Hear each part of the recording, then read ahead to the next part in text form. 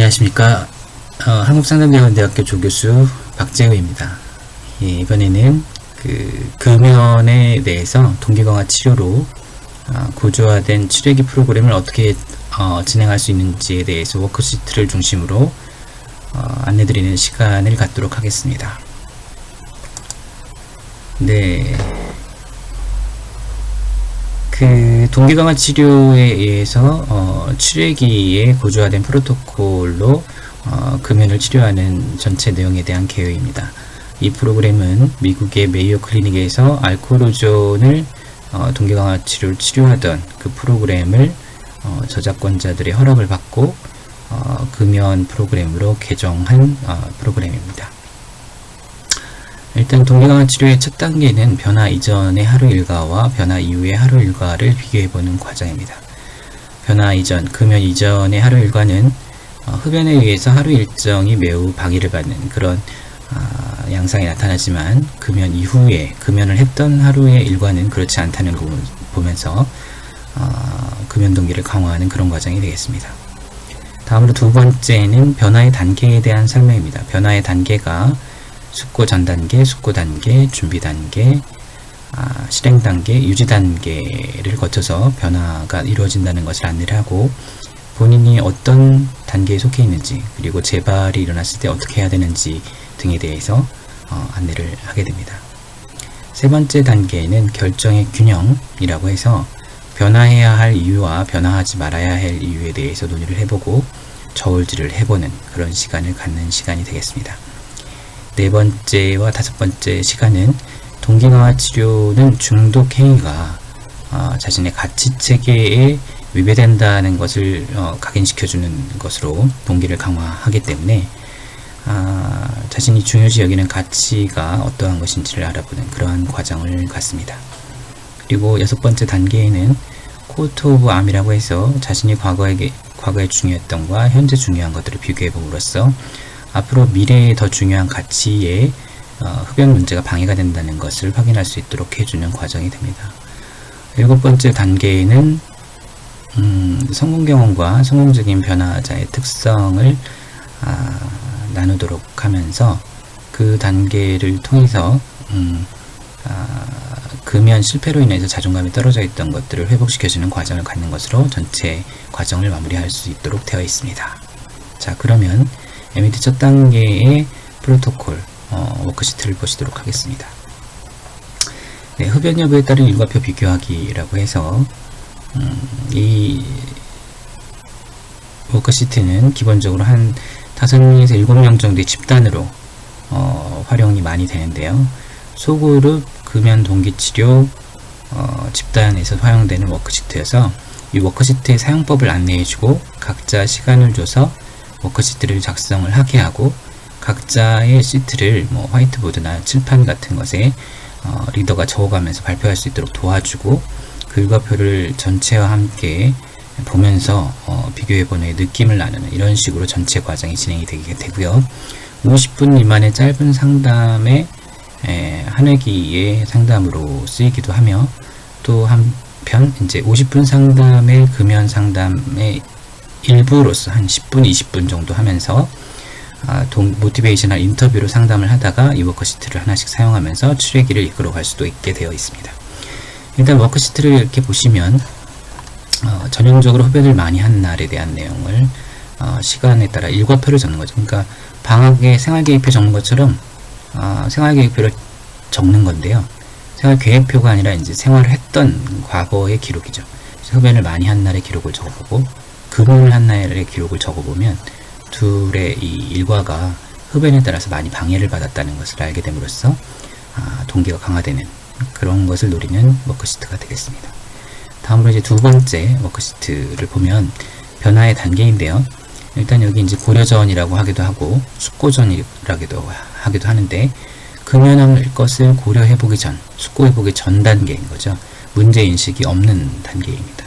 동기도 없는 단계이고 그러다가 어떤 계기가 계기가 딱 여기 와서 때리면 고려 단계, 숙고 단계로 넘어가게 되는데 흡연 문제를 인식하고 진지하게 인지적으로 탐색을 해보는 그런 단계가 되고 여기서 저울질이 일어나서 금연을 해야겠다라고 결정을 내리면 준비 단계로 가서 금연 클리닉에 갈지, 금연지원센터에 갈지, 보건소에 갈지, 병원에 갈지 이런 것들 결정해서 그것을 계획을 세우게 됩니다.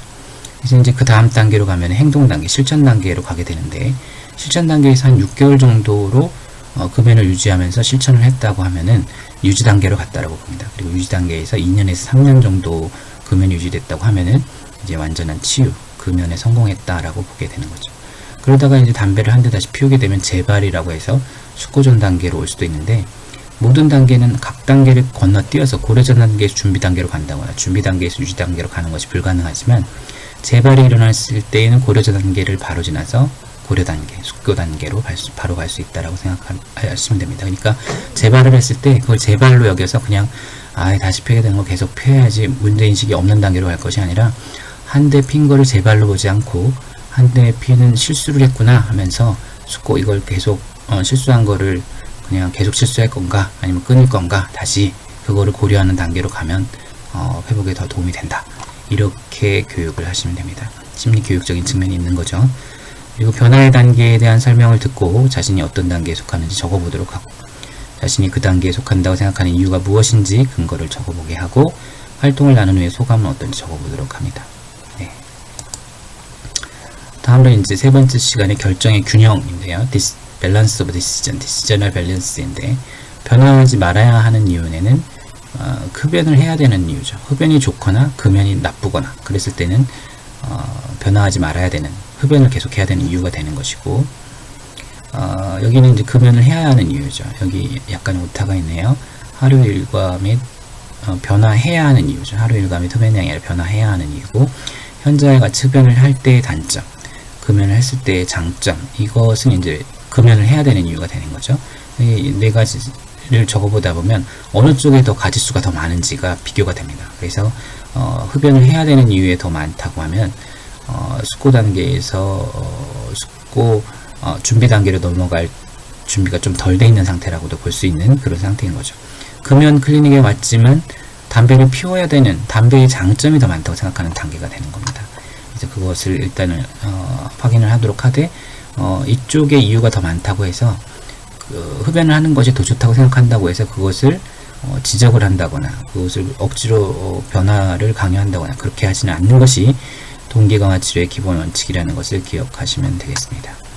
그래서 흡연 지속 이유와 금연으로의 변화 이유는 각각 몇 개인지 확인을 하고, 그것을 나눈 후에 느낌을 서로 집단 혹은 개인으로 상담사와 나누는 것을 이 시간에 하게 됩니다. 네 번째 시간은 이제 가치체계 점검하기인데요. 자신에게 중요한 가치들을 여러 가지 하나 이상 적어보게 하고, 예를 들어서 뭐 가정생활, 건강, 경제적인 윤택 이런 것들을 적을 수 있겠죠. 그런 예를 들어주는 것도 필요하죠. 가치가 뭔지 어려워하시는 고령의 내담자의 경우는 그렇게 하시는 게 좋습니다. 그리고 이제 위에 열거한 가치들 중에서 자신에게 가장 중요한 것은 무엇인가? 이게 가장 중요한 게 무엇인지 적어보도록 하고, 그래서 그 한 가지 가치를 중심으로 그 가치를 추구하는, 예를 들어서 경제적 윤택이다, 건강이다, 건강이라고 적었다고 한다면 위에 적은 건강이라는 가치를 추구하는 것을 방해한 것은 무엇이 있나요? 하면은 보통 여기에 흡연한 것도 방해를 했다라고 쓰게 되고, 자기 가치 추구를 흡연이 방해했구나 하면서 가치 추구를 잘하기 위해서는 금연해야겠구나, 이런 동기 강화가 된다는 거죠. 근데 이제 이 4번 문항은 원래 메이오 클리닉 원 프로토콜에는 없던 거지만 우리나라 사람들이 이거를 하면서 좀 헷갈려 하고 흡연과 관련지어 생각을 못하는 경향들이 있어서 이 문항에 들어가 있습니다. 그리고 5번 같은 문항도 가치를 여러 가지 열거하지 못했을 때 이 세션이 잘 작동하지 않기 때문에 가치와 흡연의 관계를 직접적으로 물어보는 질문을 더 넣어 보았습니다. 회기를 마친 소감을 나누고 이 세션을 마치게 되어 있고요. 그 다음에 이제 나는 누구인가는 과거에 내게 중요했던 것, 이것도 결국 가치와 관련된 거라고 볼 수도 있는데, 현재 내가 즐기는 것, 현재 내가 잘할 수 있는 것, 앞으로 내가 하고 싶은 것, 미래에 중요시하는 가치를 회복하기 위해서 중독행위를 어떻게 해야 될 것인가. 과거에는 담배도 중요했겠죠. 근데 이제 앞으로 내가 잘하고 싶은 것을 하기 위해서 담배를 어떻게 해야 될 것인가, 이런 것들을 생각해보는 시간을 갖는 세션이 됩니다. 여섯 번째 세션은 지금까지 살아오면서 자신이 이룬 성공 경험들을 열거하는 거죠. 예를 들면 뭐 군대를 잘 마쳤다든지, 아니면 초등학교를 졸업했다든지, 아주 작은 성공 경험, 아니면 개근상을 받았다든지, 작은